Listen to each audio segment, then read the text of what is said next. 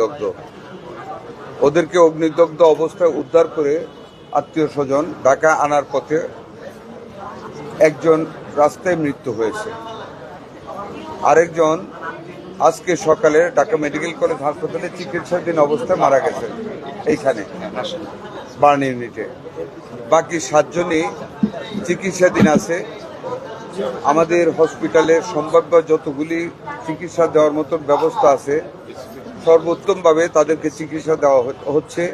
আমি নিজে দেখে এসেছি 100% বার্নই বেশিরভাগ না 100% মানে 3 জন ছিল, একজন তো মারা গেছে আর একজন মারা গেছে, 7 জন 60%-এর উপরে 60%-এর অ্যাবাভ বার্ন আছে। ওইখানে একজন আইসিইউতে আছে,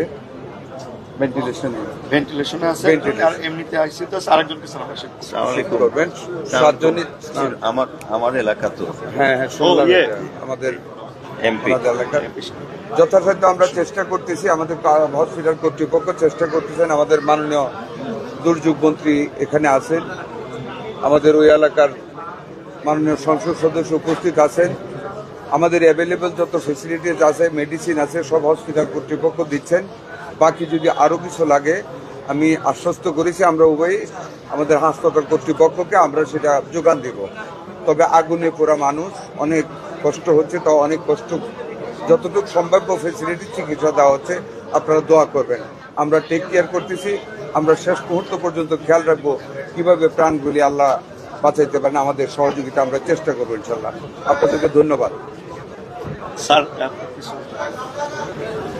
প্রিয় সাংবাদিক বৃন্দ, আসসালামু আলাইকুম। আমাদের তো দেশে 3 ধরনের দুর্যোগ ঘটে, এটি মানব সৃষ্ট দুর্যোগ।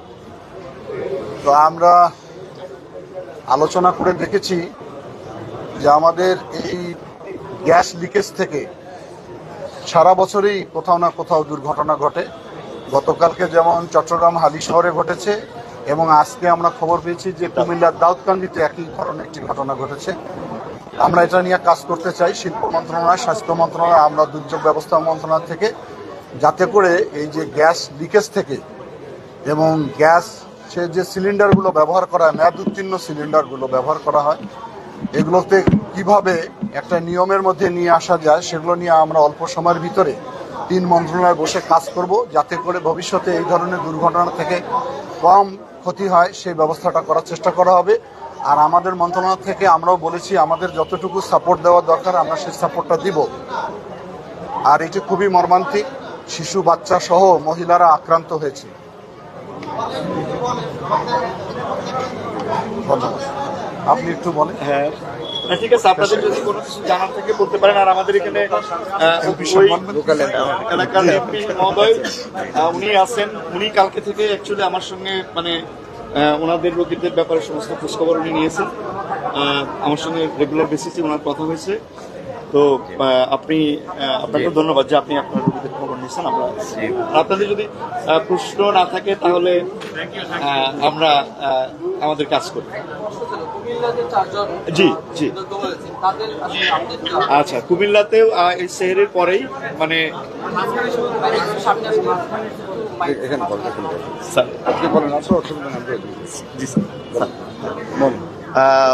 আসলে এটাও শহরের পরে এই ঘটনা ঘটেছে। এটা একই পরিবারের ঘটনা। পরিবারের 2 জন বাচ্চা এবং মানে 2 জন বয়স্ক মানুষ আক্রান্ত হয়েছে।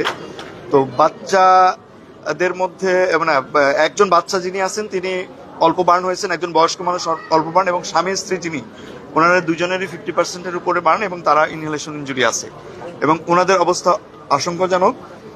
প্রায় একই প্যাটার্ন বলতে পারেন, প্রায় একই প্যাটার্ন। তো স্যার যেটা বললেন, আমাদের দুর্যোগ ত্রাণ মন্ত্রণালয়ের মন্ত্রী মহোদয় স্যার যেটা বললেন, বেসিক্যালি এই ধরনের দুর্ঘটনা আমরা প্রায়ই পাই। এটা হয়তো আপনারা আজকে এই ভিডিওটা ভাইরাল হয়েছে বলে আপনারা সবাই এটা জানছেন, কিন্তু প্রতিনিয়ত 2 জন 3 জন 4 জন এরকম কিন্তু আমাদের এখানে প্রতি সপ্তাহেই প্রায় আসে।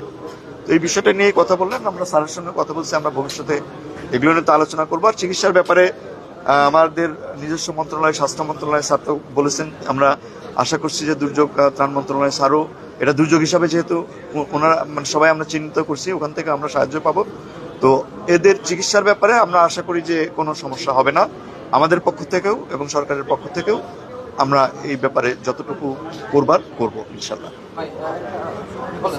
না, যে কথাটা বলতে চাই সেটা হলো গ্যাস লাইনের যে সিলিন্ডার সিস্টেম, যেটা গ্যাসটা সাপ্লাই দেওয়া হয় কুকিং এর জন্য, এটা একটা। আরেকটা যেটা কনসিল লাইনে গ্যাস দেওয়া হয়, দুইটা লাইনে যে লিকেজ হয়, এটা আমরা 3 মন্ত্রণালয় আমরা অতি সত্বর বসতেছি এটাকে কিভাবে টোটাল কন্ট্রোলে আনা যায় বা লিকেজ থাকলে কিভাবে দূর করা যায়। আমরা আর বিলম্ব না করে মানব সম্পদ রক্ষার স্বার্থে আমরা এটা অতি সত্বর একটা ব্যবস্থা নেব। আপনারা আশা করি অতি সত্বর সেটা শুনবেন ইনশাআল্লাহ। ভাই, আপনার কাছে প্রশ্ন, যেটা মন্ত্রী মহোদয় ঘটনার পরে তারা খোঁজখবর রেখেছেন, আপনি দায়িত্বে ছিলেন, এই চট্টগ্রামের যে সার্বিক বিষয়টা ঢাকা আনার পর থেকে এখন পর্যন্ত সিসিও আইসিও অথবা সার্বিক একটা ছোট করে আপনি একটা আপডেট করেছেন, যেটা আপনি সবসময় ছিলেন। আমরা ইনফ্যাক্ট গতকালকেই আমরা জানতে পারি যে ওখানে একটা দুর্ঘটনা ঘটেছে এবং ওখান থেকে পেশেন্ট আসবে। তো আসলে সেই ক্ষেত্রে আমরা আমাদের প্রিপারেশন ওই সময় রাখি। তো পেশেন্টগুলো আসতে আসতে সন্ধ্যা হয়ে যায়, বিকেল হয়ে যায়। তো বিকেল হয়ে যায়, ওই সময় আসার পরেই আমাদের যারা চিকিৎসক ছিলেন সবাই তো ওয়াকিবহাল ছিলেন। আমাদের অতিরিক্ত, আমরা এই সমস্ত ঘটনার পরিপ্রেক্ষিতে সবসময় আমাদের একটা অতিরিক্ত জনবল এখানে আমরা ডিপ্লয় করে থাকি। সবাই চলে আসছেন এবং একটা পেশেন্ট সাথে সাথে দেখা গেল ব্রড ডেড।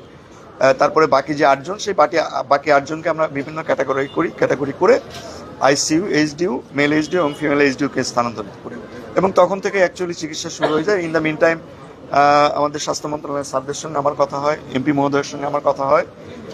তারা ওনারা ওনাদের কনসার্ন যেগুলো ব্যক্ত করেছেন, আর আমরা আমাদের চিকিৎসাগুলো, আপনারা জানেন যে এগুলোতে আমরা যেহেতু সবসময় করে থাকি, আমরা আমাদের প্রোটোকল অনুযায়ী করেছি। তো এই মুহূর্তে সকালবেলা আমাদের আরেকজন বাচ্চা মারা গেছে, শাওন নামে 16 বছরের একটা বাচ্চা মারা গেছে। বাকি যারা আছে তাদের মধ্যে স্যাররাও বলেছেন, আমরাও